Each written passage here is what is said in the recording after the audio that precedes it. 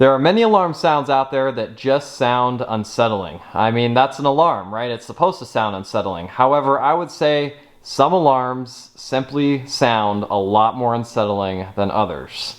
And if you've been watching my channel over the years, I think you've heard some of those more unsettling alarms than usual. For system test 27 today, I think I've found an audio file that is definitely within that category of eerie alarms. And that's what we're going to be testing out today. So for the alarms, this is a voice evacuation system, so I can pick my own audio files. So for the speaker today, this is speaker strobe. It is a Wheelock E70A-24 MCW. It has an amber strobe and it says alert on it. And then going to the right of that, we have another alarm with an amber strobe. It is a Cooper Wheelock LST W3-NA. And then to go with the Wheelock theme, although this is Siemens, this is a ZH-MCW. And I do have the settings on this kind of interesting. The panel is programming it to Wheelock sync, and the alarm is set on code 3. And the way it syncs up, it just, you'll see later in the video. It's kind of interesting. It's not code 3, it just beeps, you know, like a normal pulse beep. So you'll see that. I've never heard a tone out of this alarm that sounds like it, but it's kind of interesting. And then going down, we have the plant evacuation pull station. And we'll test out one of the smoke detectors and maybe one of the pull stations today. Alright, let's test the unsettling fire alarms. Well, with the theme being unsettling alarms, we might as well turn off the light to be on point. But note, this will make the strobes flash a lot brighter on the camera, so if you have any medical reactions to bright flashing lights, you might not want to watch past this part in the video. Alright, let's activate the alarm.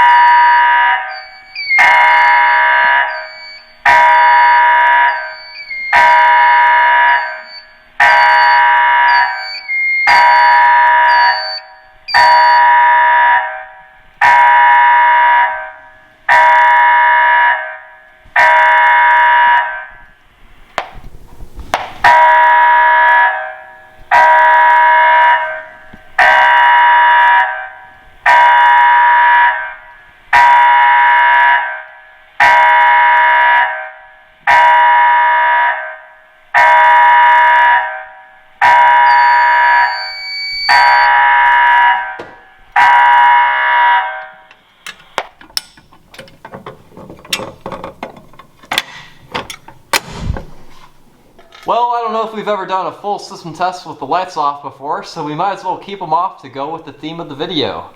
So you may have noticed in that last test that it appeared only one strobe was flashing.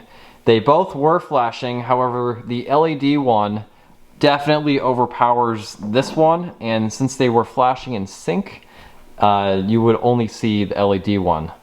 So, and with the lights off, it just makes this one a lot harder to see. They usually stay in sync pretty well. Sometimes they'll get a little bit out of sync, but since they're both by the same brand, they usually do a good job of staying in sync. Anyways, let's test out the fire alarm portion. This test will be similar, however, the amber strobes will not flash, and this fire alarm here will also turn on, and that white or clear strobe will be flashing. So more flashing lights to come. Let's go ahead and activate the fire alarm portion of the system.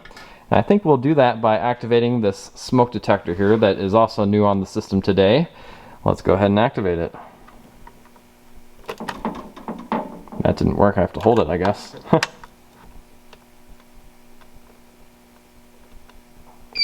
There we go.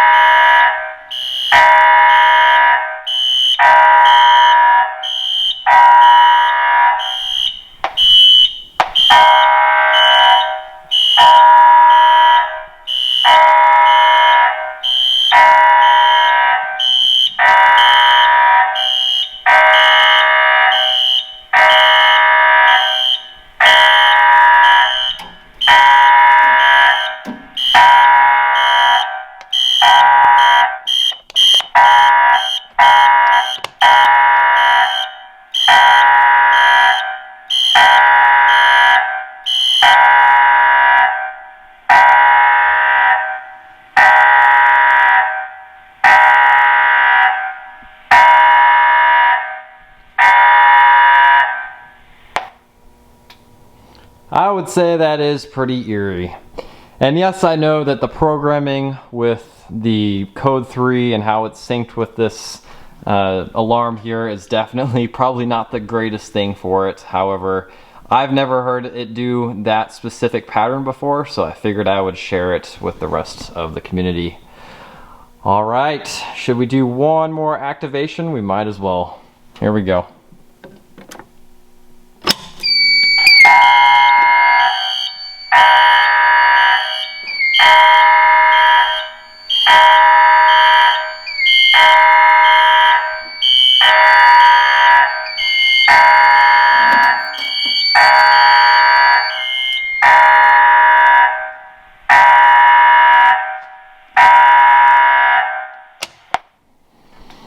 Okay, let's go ahead and reset the pull station.